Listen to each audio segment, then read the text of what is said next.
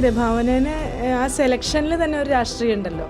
അത് അതിജീവിക്കുന്ന അല്ലെങ്കിൽ അത്തരം ആളുകളോടൊപ്പം ഞങ്ങളുണ്ട് എന്നൊരു പറയാതെ പറച്ചിൽ തീർച്ചയായിട്ടും ഉണ്ട്. നിങ്ങൾക്ക് ആർക്കും ഗോൾഡൻ വിസ കൊടുക്കാം, പക്ഷേ അത് ആർക്ക് കൊടുക്കുന്നു എന്നുള്ളത് മറ്റ് ഉള്ളവരോട് അത് അത് മറ്റൊരു തരത്തിലുള്ളൊരു സംവേദനം സാധ്യമാണ്. അതിൽ അതിജീവനത്തിന്റെ കരുത്ത് നമ്മളിൽ എല്ലാവരിലുമുണ്ട്.